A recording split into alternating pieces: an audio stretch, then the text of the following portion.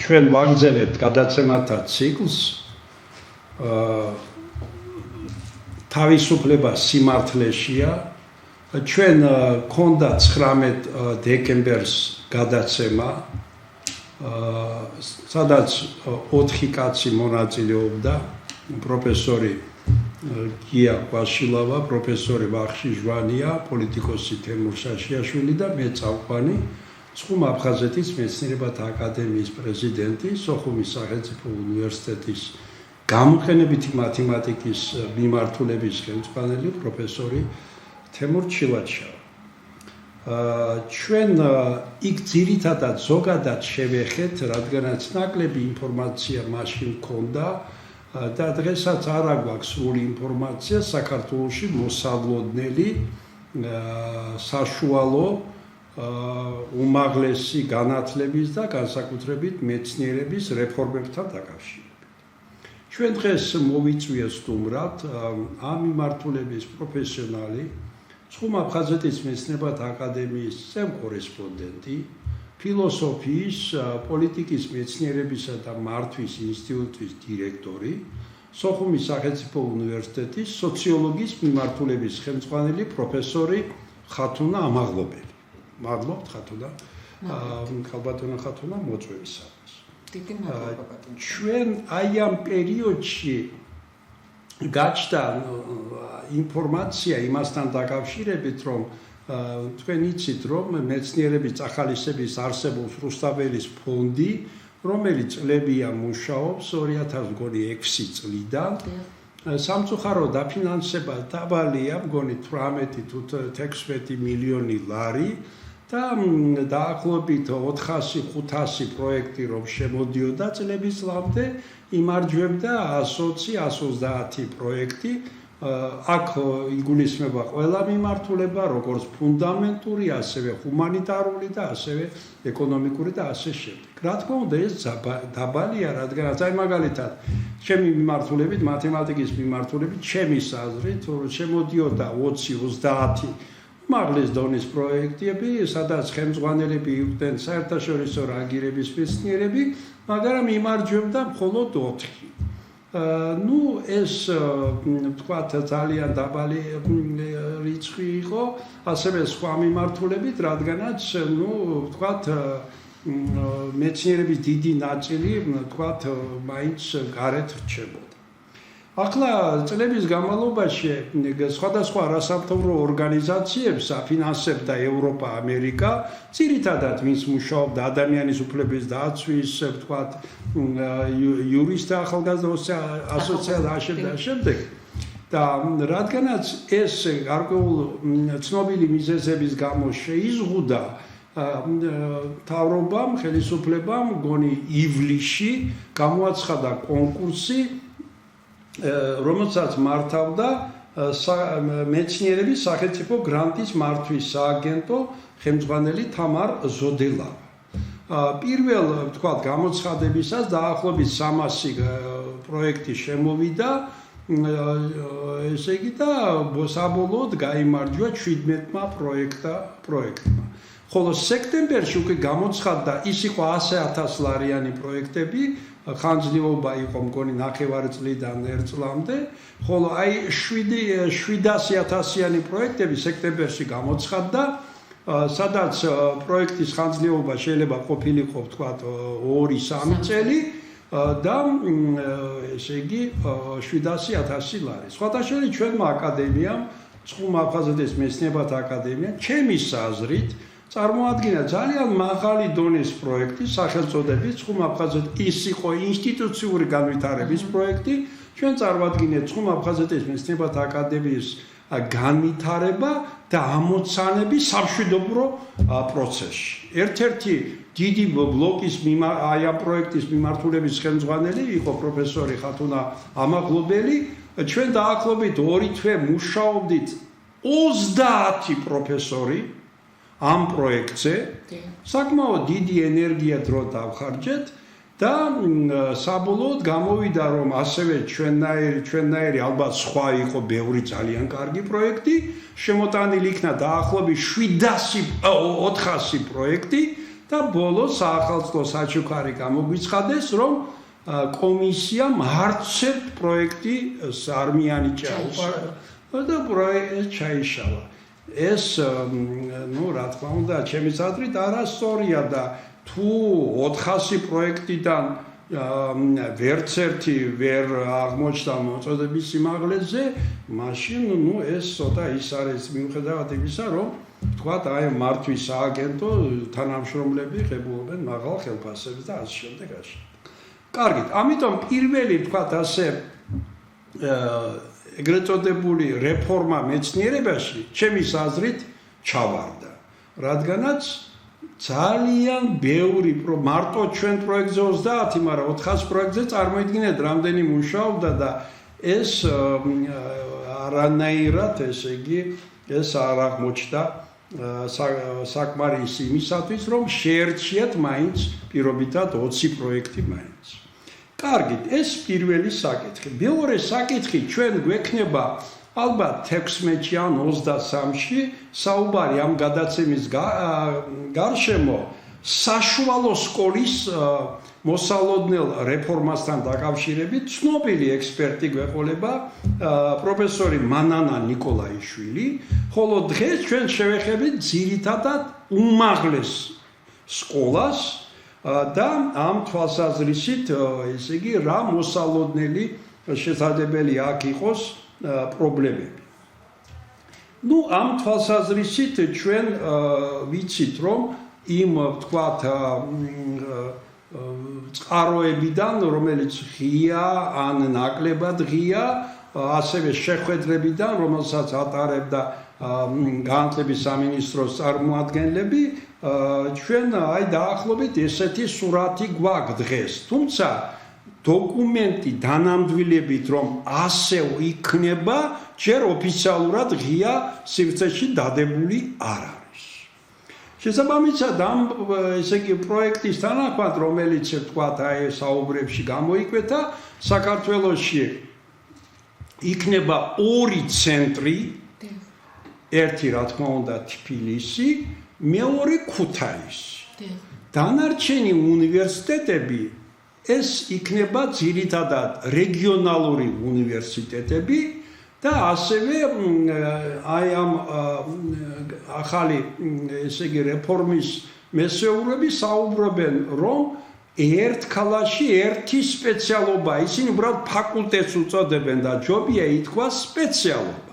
თორემ დიდი ხანია უკვე ერთ სპეციალობაზე მიბმული ფაკულტეტები იშვიათად არის. შესაძლებელია თბილისის სახელმწიფო უნივერსიტეტში იყოს იურიდიული ფაკულტეტი, აი ცალკე. თორემ უკვე ფაკულტეტების მინიმუმ 2-3 სპეციალობა მაინც არის. შესაბამისად, ჩვენ ამის გარშემო გვინდოდა საუბარი და განსაკუთრებით ჩვენ როგორც აღვნიშნე შესავალში გვაინტერესებს სოხუმის სახელმწიფო უნივერსიტეტის მომავალი ბედი, რადგან თქვენ მოგეხსენებათ, რომ 1932 წელს სოხუმში დაარსდა ესე იგი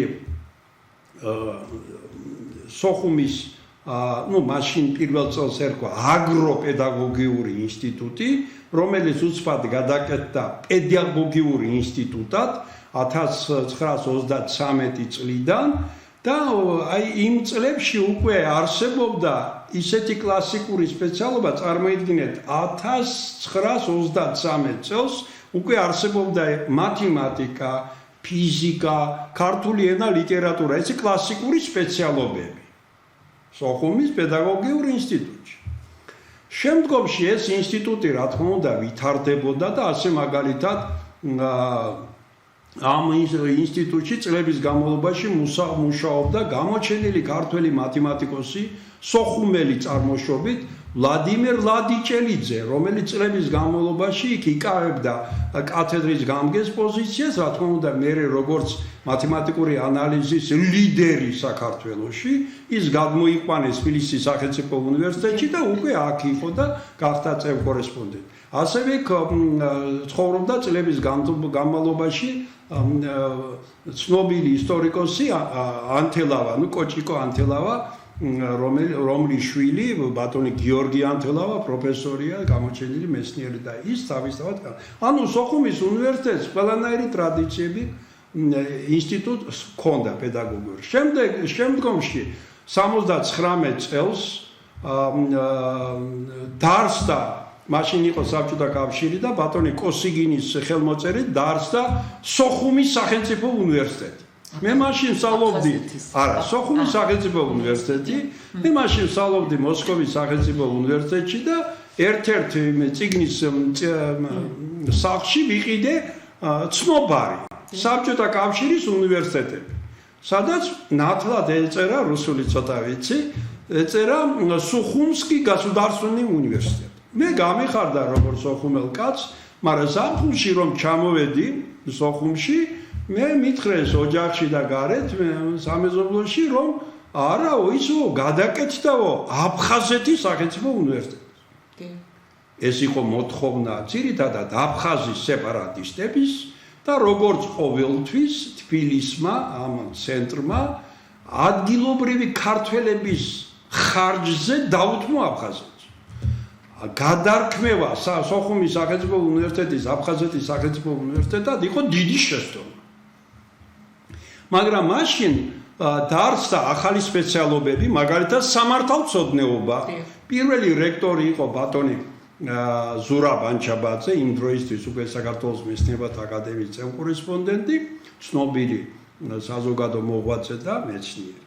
ამიტომ მე ახლა ვთხოვდი ქალბატონ ხათუნას, აი ომამდე 92 წლამდე რა ტრადიციები ქონდა ჯერ სოხუმის პედინსტიტუტს, შემდგომში აფხაზეთის, სოხუმის სახელმწიფო, რომელიც გადაარქვეს უკანონოდ აფხაზეთის სახელმწიფო უნივერსიტეტი და მერე 99 წლიდან 92-13 წლამდე უკვე სოხუმის თბილისის სახელმწიფო უნივერსიტეტის სოხუმის ფილიალს, ძირითადად ალბათ ფილოსოფიის, ჰუმანიტარული დარგით, ფსიქოლოგიის და ასე შემდეგ. თხოვთ ქალბატონ ხათუნა. გმადლობთ ბატონ თემურ, დიდი მადლობა მოწვევისთვის. უპირველეს ყოვლისა თქვენი გადაცემის მაყურებელს მივულოცავ შობა ახალ წელს და საუკეთესო წელს ვუსურვთ. თქვენ მართალი ბრძანდებით 6 წელიწადში სოხუმის უნივერსიტეტს უსრულდება საუკუნოვანი ისტორია. ალბათ ძალიან ცოტა ისეთი უნივერსიტეტია საგამოცხო დაწესებულება საქართველოში, რომელსაც კონდეს ასეთი დიდი ტრადიცია, ხო, საუკუნეა, 100 წელი უსრულდება და ჩვენ როდესაც ვესალმებით პირველ კურსელებს, როდესაც ფაკულტეტზე მოდიან სექტემბერში პირველ კურსელები და ვესალმებით მათ ყოველთვის ხას უსვამთ იმ გარემოებას, რომ თქვენ მოხვედით იმ უნივერსიტეტში, რომელსაც აქვს თითქმის საუკუნოვანი ისტორია, აქვს თავისი ფასეულობათა სისტემა, აქვს თავისი კულტურული ტრადიციები და ფაქტობრივად სოხუმის უნივერსიტეტი ეს არის ერთი დიდი ოჯახი, სადაც ყველანი ვშრომობთ იმისათვის, რომ ხარისხიანი განათლება მივცეთ ჩვენს კურსდამთავრებულებს.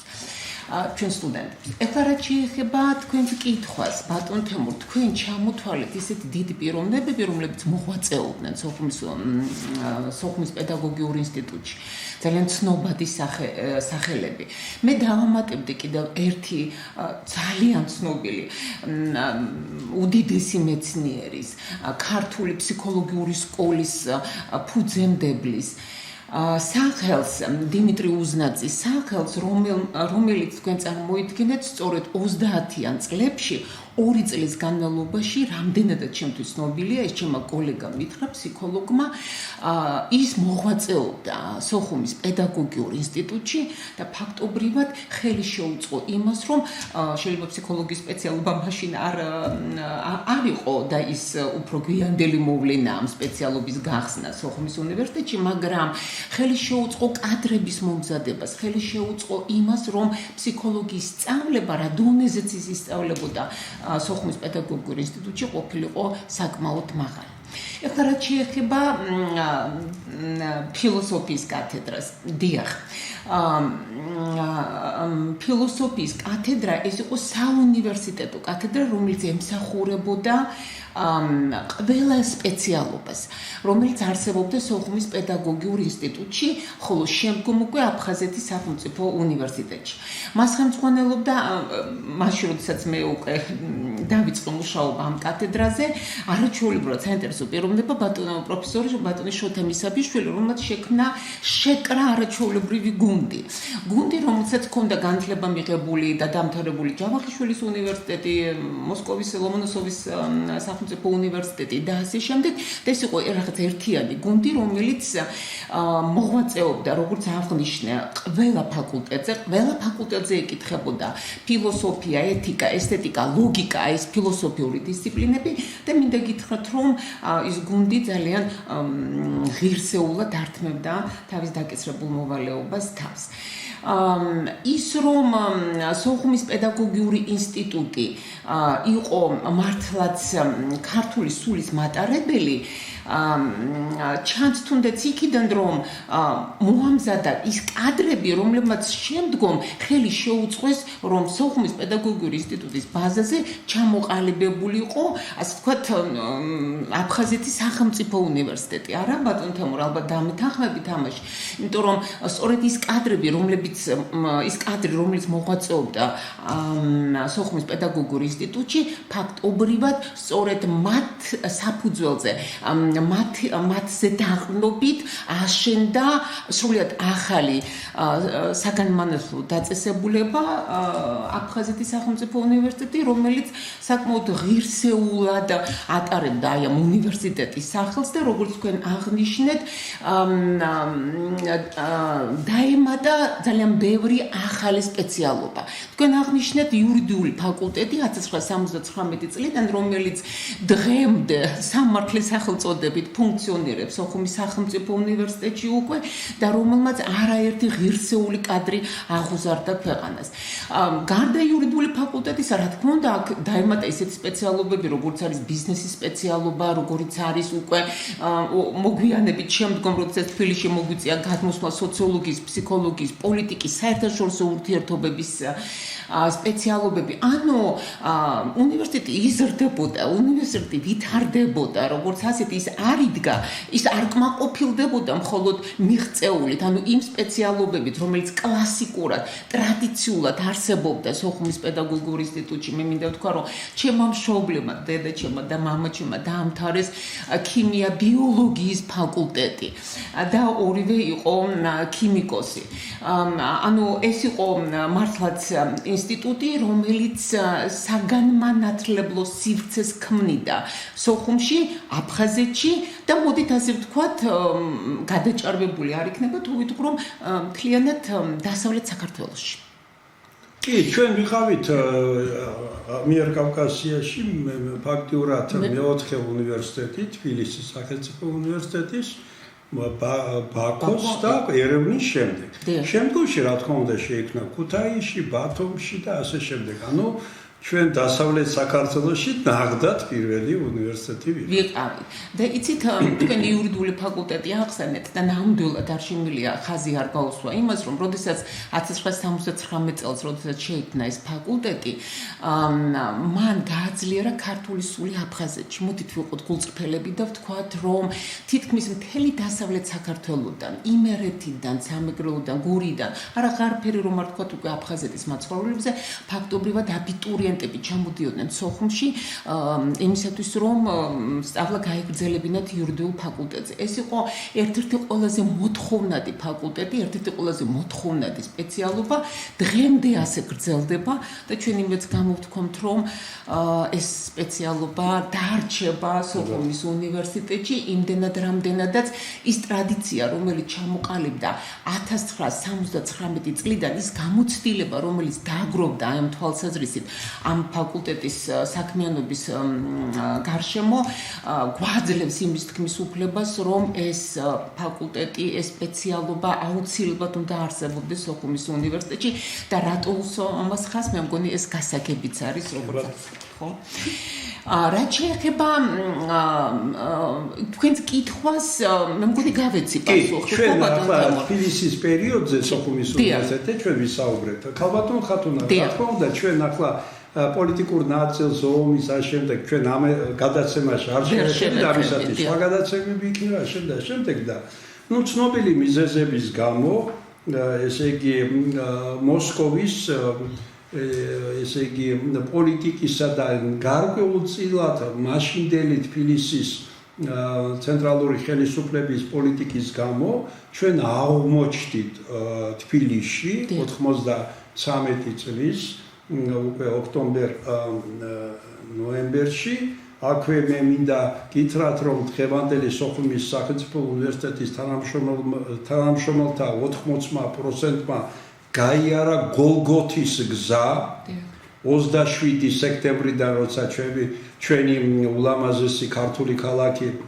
საქართველოს ქალაქი სოხუმი ესე იგი დაეცა აი ოქტომბრის შუა რიცხვებამდე გოლგოთის გზა ეს ჭუბერი ანუ დალის ხეობიდან ესე იგი აქეთ ჭუბერი და ასე შემდეგ და ბევრი მათ შორის ჩემი ნათესავი ალბათ თქვენი ნაცნობები იქ დალიეს სული და დღესაც იქ არიან დასაფლავებული და ამ შემდეგ და ეს ყველა ქართველს უნდა ახსოვდეს არა მარტო გურამოდიშარიას დიდებულ მწერალს სოხუმელს უღელტეხილი თავისის არამედ სხვა ქართველსაც უნდა ახსოვდეს ან ყოველ შემთხვევაში თუ ახალგაზრდა იყო მაგ პერიოდში კარგია წაიკითხოს ბატონ გურამოდიშარიას უღელტეხილი ჩვენ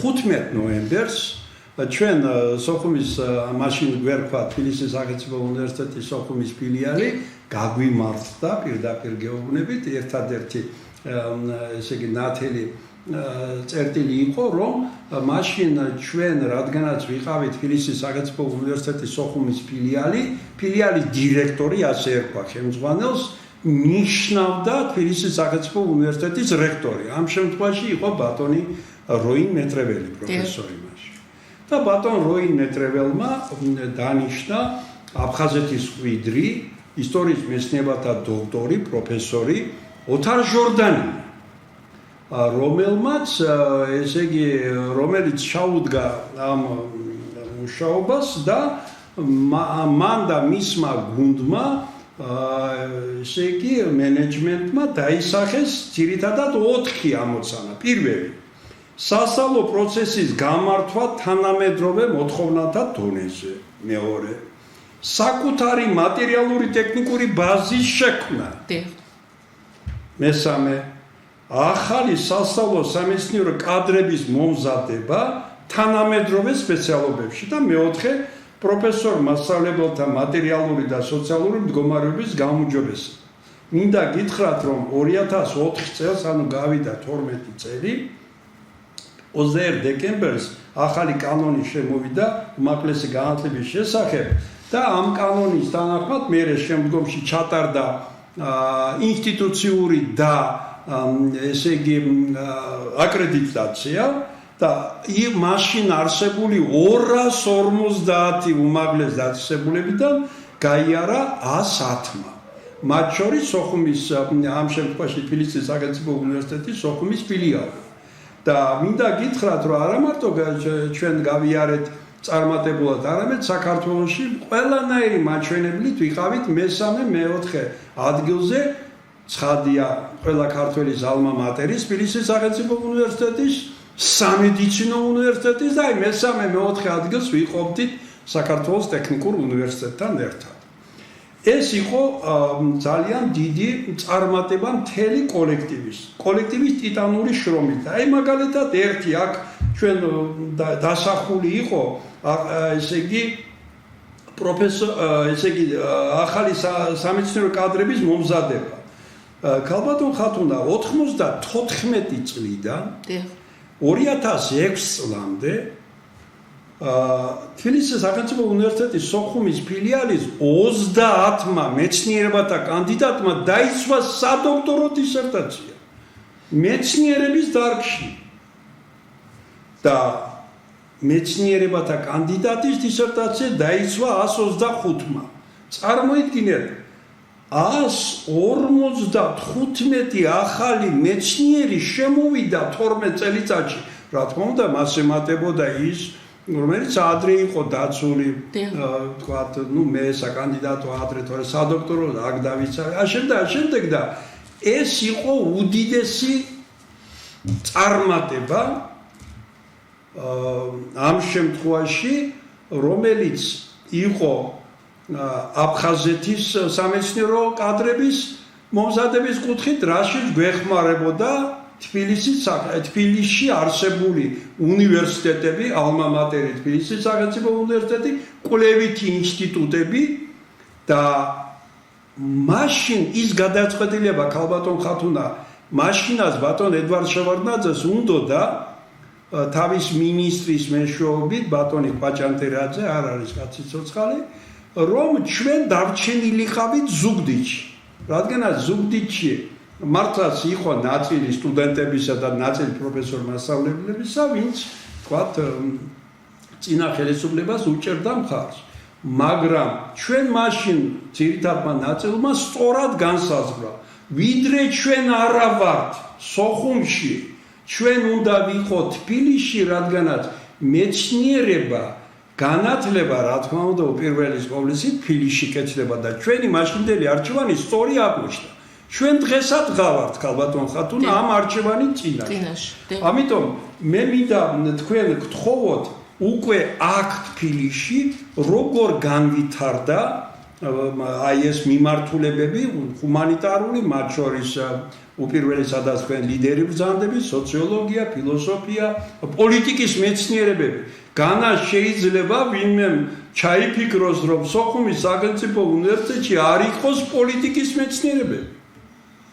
როგორ ჩვენ სანამ შვიდობიანად აფხაზეთში არ დაბრუნდებით ჩვენ თავისთავად ეს უნდა გქონდეს და მერე მით უმეტეს უნდა გქონდეს ამიტომ ვთხოვთ აი ამ პერიოდზე ბრძანეთ 2094-დან დღემდე ამ მიმართულებით დიახ, თქვენ მართალი ბრძანდებით ბატონ თემო, როგორც ყოველთვის რომ 94 წლიდან, აი ფერფლიდან აღსდგა სოხუმის უნივერსიტეტი, თქვენ ახსენეთ ბატონი ოთარ ჟორდანია, რომელიც მაშინ დირექტორი იყო და ის გუნდი, რომელშიც თქვენ შედიოდით როგორც პრორექტორი და რომლის მეშვეობითაც სწორედ იმ გუნდმა არნახული ტიტანური შრომა გასწია იმისათვის რომ სოხუმის უნივერსიტეტი ეარსება მართალია მაშინ იყო ჯავახიშვილის სოხუმის ფილიალი ეარსება და არა მარტო ეარსება არამედ ღირსეულად ეტარებინა სოხუმის სახელი ეს მართლაც იყო ძალიან დიდი გმირობის ტოლფასი იმ პერიოდისათვის, იმიტომ რომ გაჩანაგებულ ქვეყანაში, ქვეყანა რომელმაც გამოიარა სამოქალაქო ომი, სადაც იყო საოცარი სიდუხჭირი, ეკონომიკური, სოციალური თუ ასე შემდეგ და ასე შემდეგ, შეიკრიბნენ ადამიანები, რომლებმაც მისნად დაისახეს ის, რომ სოხუმის უნივერსიტეტი უნდა ფუნქციონირებდეს და ამან რა თქმა უნდა მიგვიყვანა იქამდე რომ დღეს უკვე სოხუმის უნივერსიტეტი საკმაოდ მყარად დგას ფეხს. რა თქმა უნდა, ეს არ ნიშნავს იმას, რომ ყველაფერი იდეალურად არის და ეს არ ნიშნავს იმას, რომ გასაკეთებელი არაფერი არ არის. პირიქით, ძალიან ბევრია გასაკეთებელი, მაგრამ ის რაც გაკეთდა 1994 წლიდან დღემდე, ნამდვილად დასაფასებელი და ნამდვილად ძალიან საყურადღებოა. თქვენ ბრძანეთ აი ეხლა ამჟამად სოხუმის უნივერსიტეტში ფუნქციონირებს 5 ფაკულტეტი. სადაც ხორციელდება ძალიან ბევრი საბაკალავრო, სამაგისტრო და სადოქტორო პროგრამა. სადოქტორო პროგრამა. ნახეთ ის ფაკულტეტი, რომელსაც მე წარმოვადგენ, ბიზნესისა და სოციალურ მეცნიერებათა ფაკულტეტი, აქ ხორციელდება, ნახეთ, ბიზნესის საბაკალავრო, სამაგისტრო და სადოქტორო პროგრამები, ეკონომიკის, ასევე საბაკალავრო, სამაგისტრო და სადოქტორო პროგრამები, სოციოლოგიის, პოლიტიკის, ფსიქოლოგიის და საერთაშორისო ურთიერთობების საბაკალავრო და სამაგისტრო პროგრამები. ეს პროგრამა, განსაკუთრებით მე სოციალურ-პოლიტიკური მიმართულებების მხედველობაში, ჩამოყალიბდა საკმაოდ გვიან, სადღაც 2000-იან წლებში, რამდენადაც მე კარგად მახსოვს და მახსოვს, რომ ამ კუთხით ძალიან დიდი შრომა გასწია სოხუმის ფილიალის იმ ჟამბილმა რექტორმა ბატონმა როთარ ჟორდანიამ, სწორედ მისი ძალიან დიდი ძალისხმევით იქნა ეს სპეციალობები შემოტანილი სოხუმის უნივერსიტეტში და იმ დაწყებული სწორედ იმ პერიოდიდან დღემდე ეს სპეციალობები წარმატებით ფუნქციონირებენ. რა მოხდა მხედველობაში? რითი შეიძლება გავზომოთ ჩვენ ზოგადად ამა თუ იმ სპეციალობის წარმატება, ხო? პითაგორა დამოყოლებული, თქვენ ძალიან კარგად იცით ბატონო თემურ, პითაგორა იყო პირველი, რომელსაც განაცხადა, რომ ყველაფერი გაზომვადია ამ სამყაროში, ხო? და თუ ყველაფერი გაზომვადია, მაშინ დავსვეთ კითხვა, რითი იზომება სპეციალობების წარმატება? ეს იზომება იმ კურსდამთავრებულებით, რომლებიც შემდგომ აგრძელებენ სწავლას სოხუმის უნივერსიტეტში ან რომელიმე სხვა უნივერსიტეტებში და რომლებიც შემდგომ საქმდებიან საკმაოდ მაღალ თანამდებობებს. ბიზნესისა და სოციალურ მეცნიერებათა ფაკულტეტი, რომელიც როგორც გითხარით, თითქმის 6 პროგრამას ამხორციელებს, გაზომვადობის თვალსაზრისით, კურსდამთავრებულთა დასაქმებულობის თვალსაზრისით ძალიან წარმატებულია. ჩვენი სტუდენტები მუშაობენ სხვადასხვა თანამდებობებზე, მუშაობენ სხვადასხვა სამინისტროებში. მე არ მინდა პერსონალურად ჩამოვთვალო ის ადამიანები, იმიტომ რომ მათგან ნებართვა არ მიმიღია, რომ ისინი პერსონალურად მოვიხსენიო, მაგრამ ის ფაქტი, რომ ისინი მარტო საქართველოში კი არ მოღვაწეობენ, არამედ მოღვაწეობენ საზღვარგარეთ და საკმაოდ წარმატებულად მოღვაწეობენ, ხას უსვამს იმ გარემოებას, რომ ეს ფაკულტეტი და იქ არსებული სპეციალობები ნამდვილად ამზადებენ ისეთ სპეციალისტებს, რომლებიც კონკურენტუნარიანი არიან ბაზარზე და რომლებსაც შეუძლიათ კონკურენცია გაუწიონ სხვა უნივერსიტეტის კურსდამთავრებულებს, როგორც ასეთი. დასაქმების როგორც იცით, ზოგადად ქვეყანაში დასაქმება ერთ-ერთი მწვავე პრობლემაა, რა თქმა უნდა, და როდესაც შეიძლება ყველა ვერა, მაგრამ როდესაც უმრავლესობა, ნახევარზე მეტი, სწორედ თავისი სპეციალობით საქმდება სხვადასხვა თანამდებობაზე, სხვადასხვა სტატუსით, ეს უკვე ნიშნავს იმას, რომ წარმატებულია ის სპეციალობა და წარმატებულია ის პროგრამა, რომელსაც ისინი ამთავრებენ. იცით, ჩვენ ისევე როგორც თქვენი ფაკულტეტი და ის სპეციალობები, რომელიც თქვენს ფაკულტეტზე ხორციელდება, ბატონ თემურ, დამეთანხმებით, რომ ჩვენ ძალიან ისეთი მკაცრი კონკურენციის პირობებში გვიწევს არსებობა, ხო, არა?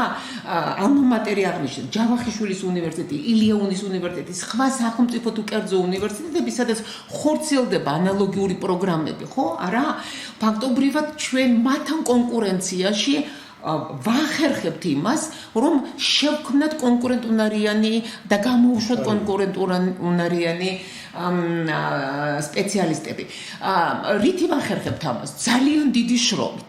ძალიან დიდი შრომით, იმ შრომით, რომელსაც ვდებთ პროგრამებში და ამიტომ ეს აკრედიტაციები, რომელიც ენიჭება ჩვენს პროგრამებს, ეს ხომ არ მოდის უბრალოდ ისე ჰაერიდან, არა? უზარმაზარი შრომაა ჩადებული იმაში, რომ პროგრამამ დაიმსახუროს აკრედიტაცია, მივიღოთ აკრედიტაცია ორივე საფეხურზე და ასე წავსდგეთ შრომის ბაზარზე. ამიტომ ამ ბიზნესისა და სოციალურ მეცნიერებათა ფაკულტეტი და ის სპეციალობები, რომელიც ამ ფაკულტეტზე არსებობს, ვფიქრობ, რომ ღირსია იმის, რომ კლავაც არსებობდეს, კლავაც კონკურენტუნარიანი სპეციალისტი გამოუშვეს და ვფიქრობ ამავე დროს იმას, რომ ამ სპეციალობების არსებობა სოხუმის უნივერსიტეტის არის სასიცოცხლოდ მნიშვნელოვანი. სწორედ თქვენ სწორად ბრძანეთ, როგორ შეიძლება სოციალური მეცნიერებების და სპეციალობები, რომელიც შემოდის სოციალურ მეცნიერებებში, არ არსებობდეს სოხუმის უნივერსიტეტში, არ არსებობდეს სოციოლოგია, არ არსებობდეს პოლიტიკის მეცნიერება, არ არსებობდეს საერთაშორისო ურთიერთობები თუ არ არსებობდეს ფსიქოლოგია.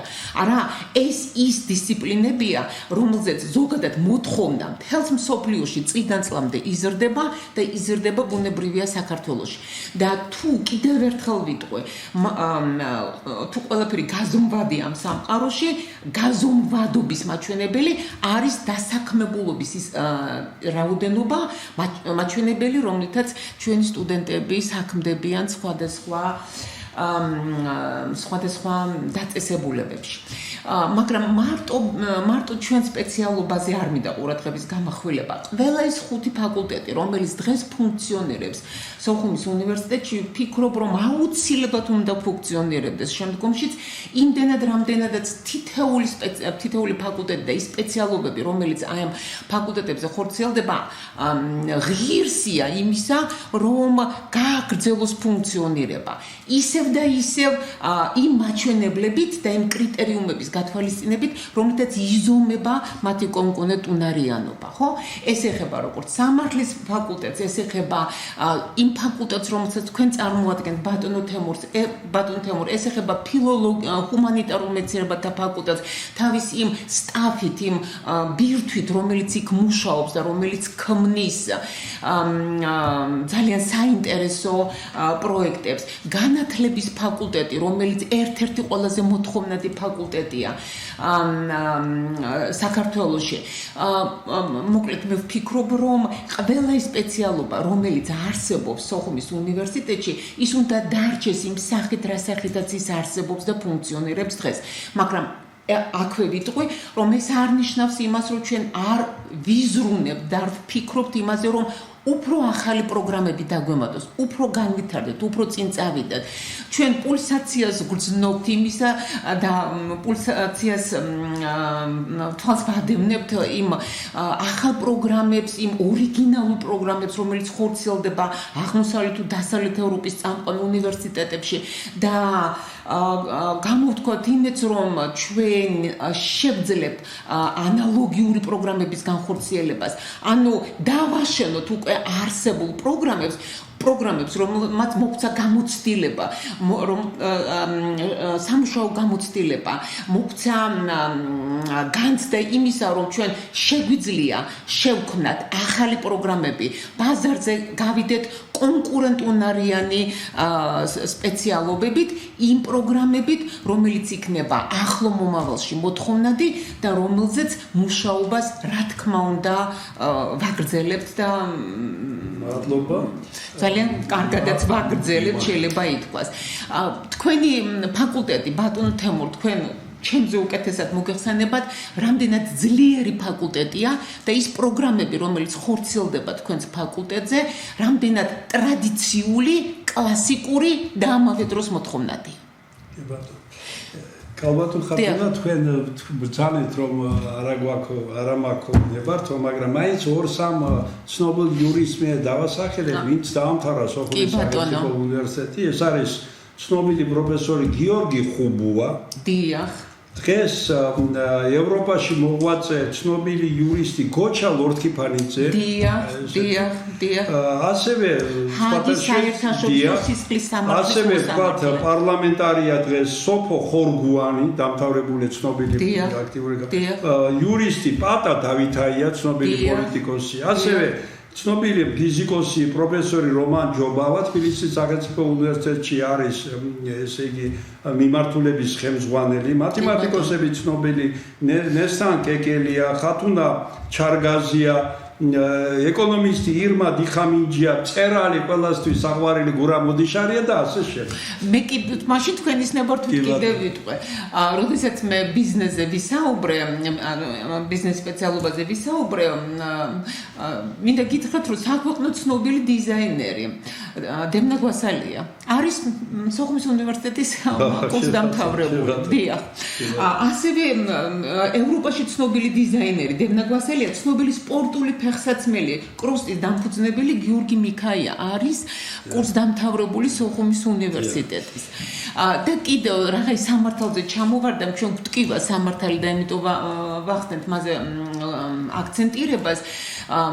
სტუდენტების აქტიურობა იმდენად მაღალია, რომ ნახეთ სტუდენტები სამართლის სპეციალობის სტუდენტები მონაწილეობას იღებენ საერთაშორისო პროექტებში წლების განმავლობაში. როგორც ჰააგის საერთაშორისო სისხლის სამართლის იმიტირებულ პროცესში, ასევე სტრასბურგის ადამიანის უფლებათა საერთაშორისო იმიტირებულ პროცესში და ხდებიან 10 საუკეთესო გუნდს შორის. ხომ არის ეს წარმატება, ხომ არის ეს მრავლის მეტყველი ფაქტი. ამავე დროს ინტერნაციონალიზაციის კუთხით ის დეპარტამენტი, რომელიც არსებობს სოხუმის უნივერსიტეტში და რომელიც სწორედ ამ კუთხით ძალიან დიდ საქმეს აკეთებს საერთაშორისო ურთიერთობების დეპარტამენტი, ჩვენი სტუდენტები, არა მარტო ჩვენი ფაკულტეტის, ყველა ფაკულტეტის სტუდენტები ყოველ წელს გადიან გაცვლით პროექტებში იღებენ მონაწილეობას და ეს ნახევარი სემესტრით ისინი მათ უფინანსდებათ სწავლაც, ცხოვრებაც, არა მარტო აღმოსავლეთ ევროპის, არამედ დასავლეთ ევროპის წამოყვან უნივერსიტეტებში.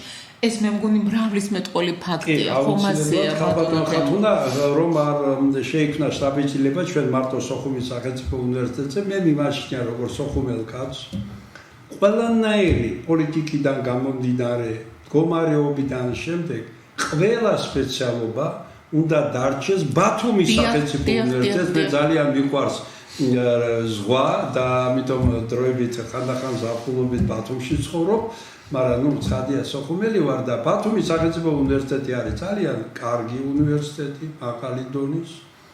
დიდებული ხალხი ასწავლის იქ, ჩვენი მეგობრები არიან ყველა დარგში. ამიტომ აჭარის ავტონომიური რესპუბლიკა, ამიტომ ის სპეციალობები, რომელსაც ბათუმის უნივერსიტეტი აშენებდა უკვე 90 წლის განმავლობაში, იუბილეით შეუსრულდა, ის ყველა უნდა დარჩეს. რაც ეხება ქუთაისს, რომელიც მე ქართველი ვარ, როგორც ხათუნა და შემდეგ ყველა თქვენთაგანი ყველაზე ქართული ქალაქი. ამიტომ მიყვარს ეს ქალაქი ქუთაისი და გუშინ სიამოვნებით გავიგე, მათემატიკოსთა კავშირის სათათბირო წევრი ვარ და Zoom შეხვედრა ჰქონდა და გავიგე ჩემი კოლეგებისგან, რომელიც მუშაობენ როგორც წერეთლის სახელობის სახელმწიფო უნივერსიტეტში, ასევე ქუთაისის საერთაშორისო ისის სახელმწიფო უნივერსიტეტში და გავიგე ის, რომ ყოველ შემთხვევაში დღევანდელი მათი მოსაზრებით, წერეთლის სახელობის ქუთაისის უნივერსიტეტი დარჩება ყველა სპეციალობა, ხოლო რადგანაც იქ ინგლისურენოვანია ის მეორე უნივერსიტეტი, მათ შორის დუბლირებაც მოხდება. მაგალითად, მათემატიკის სპეციალობა არის წერეთლის სახელობის ინსტიტუტი უნივერსიტეტში, ქართულ ენაზე ცხადია, ხოლო ქუთაისის საერთაშორისო უნივერსიტეტში ინგლისურ ენაზე.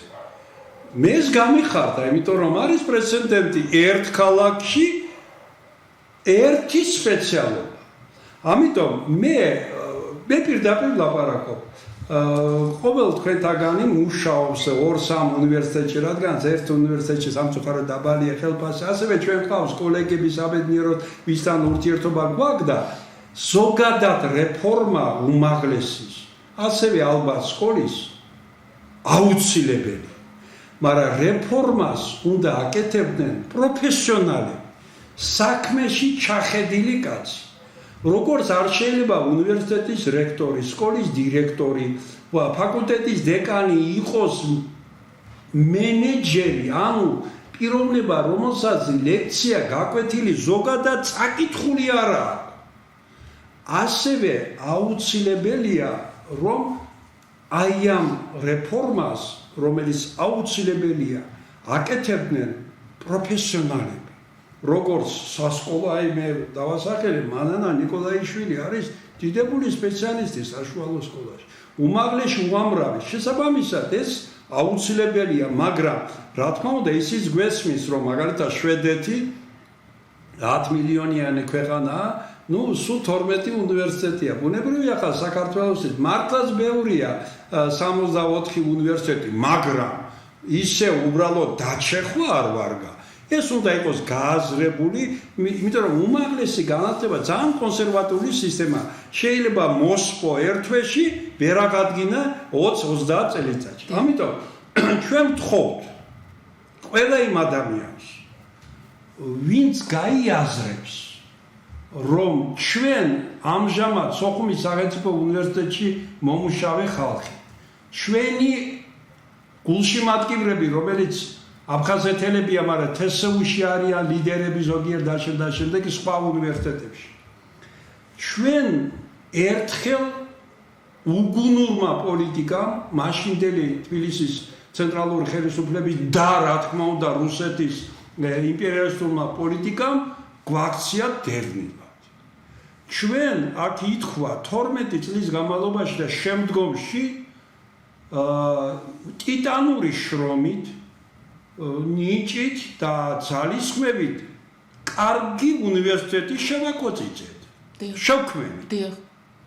ამ უნივერსიტეტში ზოგიერთ ხელფასი აქვს ძალიან დაბალი, მაგრამ ის ამ უნივერსიტეტში მოდის, რომ აქ თავისი აფხაზეთი ნახოს. მისი წინი ნუ მოუსწოთ ამას და ნუ გახდით მეორეჯერ დევნილად. ახლა სოხუმის უნივერსიტეტში კონკურსში გასულია დაახლოებით 200 ადამიანი, მაგრამ ტექნიკური პერსონალი ყველანაირად საათობრივი 500 კაცია.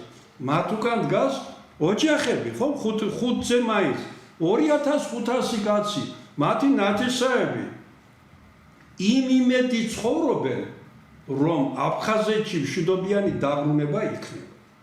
მაგრამ თუ ვინმე ფიქრობს სოხუმის სახელმწიფო უნივერსიტეტს მილევად რეჟიმში გაუშვებ, ან გავაუქმებთ და ამით აფხაზეთის დაბრუნების საკითხი მოახლოვეთ, იმიტომ რომ ვიღაცას გაუხარდება სოხუმში და მოსკოვში, ეს არასწორია. ბოლო იმედი აფხაზეთში მშვიდობიანი დაბრუნებისა არის ძლიერი, კონკურენტუნარიანი სოხუმის სახელმწიფო უნივერსიტეტი. ჩვენ ვთხოვთ ყველას, სახელმწიფო სტრუქტურებს, ოპოზიციას, თავარია მოსახლეობას, რომელიც მოსახლეობის დიდი ნაწილს შეიძლება არ მოწონდეს არც ხელისუფლება, არც ოპოზიცია. მაგრამ ისინი ქართველებია და მათი იმედიც გვაქვს ყველასი, რომ ნუ გვაქცევ ჩვენ აფხაზეთელებს მეორეჯერ დევნილობაში. სანამ ჩვენ ვერ დაბრუნდებით სოხუმში, ჩვენ უნდა გქონდეს სტატუსი, ფილიში უნდა ვიყო და ჩვენ არ უნდა შეგვეხოს ის, რომ პროგრამები უნდა გადახალისდეს და აქ ქალბატონ ხათუნამ ახსენა პირდაპირ გეუბნებით. რამოდენიმე მიმართულებით სწორად გამიგეთ ოღონდ. ჩვენ ვართ ლიდერები საქართველოში. გამოყენებით მათემატიკაში. ისე იგი სამაგისტრო, სადოქტორო, საბაკალავრო და სულ ახლა გია კვაშილოვამ დაიცვა დისერტაცია გამოყენებით მათემატიკაში, რომლის დაცვა შეიძლება თამამად კემბრიჯ და ოქსფორდში. მიკრობიოლოგია. პროფესორ ზურაბ მომთატიძე.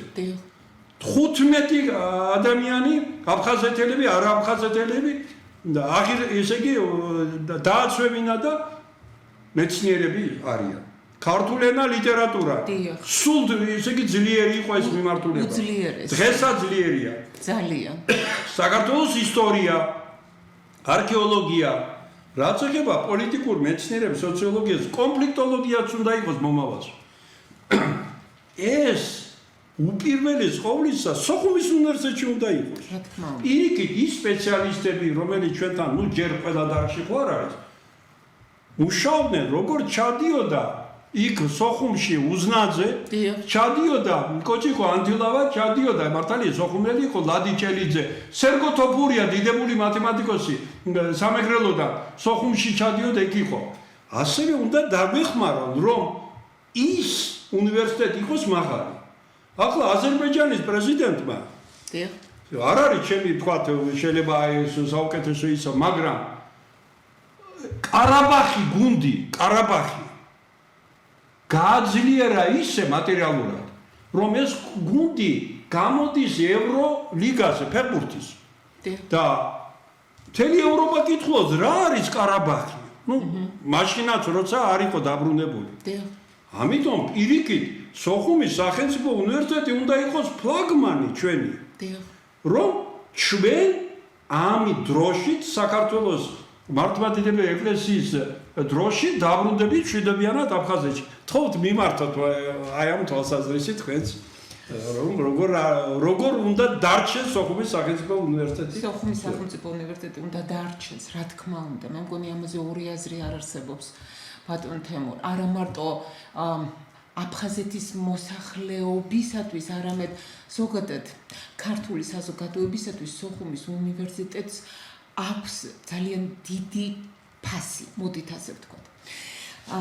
ეს არის უნივერსიტეტი, რომელიც როგორც თქვით, ფენიქსივით აღსდგა ფერფლიდან და მის მიმართ ხისტი პოლიტიკის გატარება ეხლა მე მგონი კარგი არ იქნება.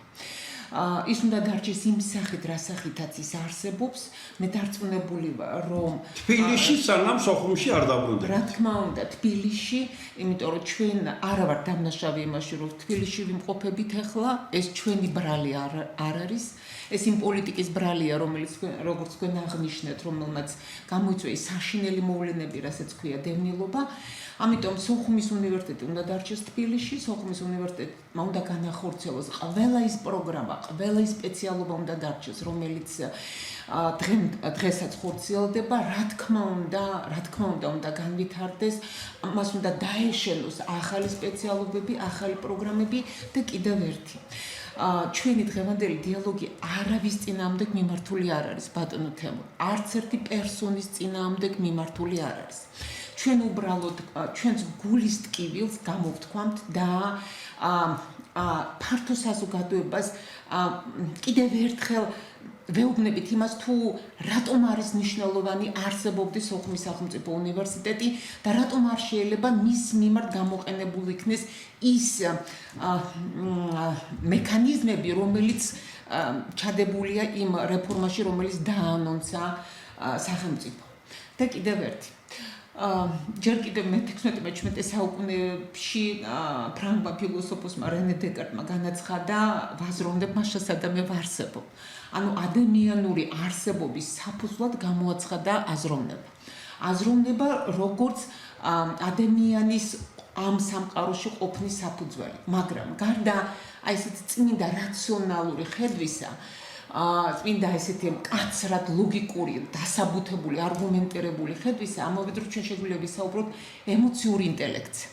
ემოციური ინტელექტზე, რომლის გარეშეც ალბათ ადამიანი ვერ იქნება ადამიანი, ხო? სწორედ ეს ემოციური ინტელექტია, მე დარწმუნებული ვარ, ეს ემოციური ინტელექტია, რომ ყველას, ვინც უდგას განათლების ამ რეფორმას სათავეში, მიაღებინებს აბსოლუტურად სწორ გადაწყვეტილებას სოხუმის უნივერსიტეტთან მიმართებაში, იმიტომ რომ ყველა დაწყებული სოხუმის უნივერსიტეტის ადმინისტრაციიდან დამთავრებული ნებისმიერი აკადემიური თუ ადმინისტრაციული პერსონალით ორიენტირებულია იმაზე, რომ გააძლიეროს სოხუმის უნივერსიტეტი, კიდევ უფრო მეტი ძალისხმევა ჩადოს აი მის განვითარებაში და ღირსეულად ატაროს სოხუმის უნივერსიტეტის სახელი. ღირსეულად მივიდეთ და საუკუნოვანი ისტორია გავაგრძელოთ შემდგომშიც. მადლობა. ჩვენ რა თქმა უნდა გავაგრძელებთ საუბრებს უმაღლესი განათლების რეფორმასთან დაკავშირებით. როგორც მე ვიცი, თებერვლის 15 რიცხვამდე უკვე საბოლოოდ დაიდება პროექტი, მათ შორის რა სპეციალობებში იქნება მიიღება მოცემულ უნივერსიტეტებში მომავალი წელი, უბრალოდ ამ წლის 20-26-27 სასწავლო წლისთვის. სასწავლო წლისათვის. ამიტომ მეტი მასალა გვექნება, მანამდე ჩვენ 16-23-ში ვისაუბრებთ საშუალო განათლებაზე, სადაც ასევე არის პრობლემები, რა თქმა უნდა, მაგრამ იმედია, რომ იქაც სკოლა რადგანაც საფუძველი უმაღლესის, მაგრამ ყველაფრის მაინც საფუძველი არის მეცნიერება. ამიტომ ამავე დროს საქართველოს ესე იგი სოფლიოში შესული არის 3 საერთაშორისო დონის სკოლით. ეს არის მათემატიკური მუსხელიშვილი ვეკუა, ეს არის ფიზიოლოგია ბერიტაშვილი და ეს არის რა თქმა უნდა უცნაურზე განყოფის თეორია და ასევე ძლიერებია ჩვენი ფიზიკოსები, რომელიც უცხოეთში მოღვაწეობენ, რადგანაც აქ მატერიალური პირობები ექსპერიმენტატორ ფიზიკოსებს არ აქვს და საქართველოს აქვს ჩვენ არ ვლაპარაკობთ რომ ყველა დარგს ჩვენ განვავითარებთ, იმიტომ რომ ამის რესურსი როგორც მოსახლეობაზე არ აქვს ბარც მატერიალური, მაგრამ ის რა დარგში ვარ ძლიერები და ეს მარტო არ არის სპორტი, კულინარია, რა ძალიან კარგია, მაგრამ უპირველესი მაინც ინტელექტია და ქართველები დიდი ჩვენი მეფეები, დავითი, თამარი და სხვები, ისინი იქიდან ჩვენ მოგიწოდებენ, რომ ქართველებმა უპირველეს ყოვლისა ჩვენი ნიჭით, შრომით ესე იგი მათ შორის რა თქმა უნდა მართლმადიდებლობით გავიტანოთ ეს და სამყაროს უჩვენეთ ჩვენ არავის დაპყრობა არ გვინდა და ვერც დავიპყრობთ ჩვენ გვინდა მხოლოდ იმ შემორჩენილ პატარა ვთქვათ ბოძებულ მიწაზე შექმნათ ისეთი სახელმწიფო სადაც ყველას გრიგოლ ორბელიანის არ იყოს ნიჭისა და შრომის მიხედვით მიიღებს თავის და ამიტომ ჩვენ ამ თვალსაზრისით იმედი გვაქვს, რომ ქართველები კრიტიკულ სიტუაციებში სწორ არჩევანს გააკეთებენ და იმასაც მიხვდებიან, რომ როგორც თავის დროზე დავით აღმაშენებელი ახლა მოდის მალე 8 თებერვალს მისი სენების დღე და სხვადასხვა თბილისის სახელმწიფო უნივერსიტეტი ზუსტად ამ დღეს გაიხსნა. შესაბამისად ჩვენ მაქსიმალურად უნდა ხელი შევუწყოთ მეცნიერებას, ოღონდ ნაღდ მეცნიერებას. იმ ადამიანებს, რომელიც აი აქ პითაგორაზე იყო საუბარი და აი პროფესორ გია კვაშილავამ გამოიკვლია რომ პითაგორა იყო პელასკი. დიახ. იყო პელასკი. შესაბამისად ჩვენ უკვე მეცნიერება ითვლის 2500 წელს დაახლოებით და ქრისტიანი პირველი მეცნიერი მარკიონ ფაზისელი ფოთელი კაცი უბრალოდ იყო ესე იგი დღევანდელი ფოთიდან იყო, მაგრამ მე მამამისი იყო სინოპში, ეს დღეს თურქეთს რომ უკავია ტერიტორია, იქ იყო ეპისკოპოსი და ამიტომ ჩვენ ყველანაირად ესე იგი მართლმადიდებლობით, ნიჭით, შრომით უნდა სოფლიოს უთხრათ, რომ ჩვენ ვართ ისერი, რომელსაც უნდა მშვიდობიანად, ჭკვიანურად ვიცხოვროთ. და ყველა გარშემო ვინც არის, იმანაც უნდა აღიაროს ის, რომ ეს ქვეყანა ღირსია იმისა თავისი ისტორიით ძოლიდან შემდეგ, რომ 10 მაინც შედარებით მშვიდად იყოს. ბატონო. ნუ კიდევ ერთხელ ესე იგი მადლობას გიხდით რომ გიყურებდით. ჩვენ გავაგრძელებთ ამ თემებზე საუბარს მომავალში და კარგად მზადდებოდეთ. ნახვამდის. გმადლობთ ბატონ თემურ.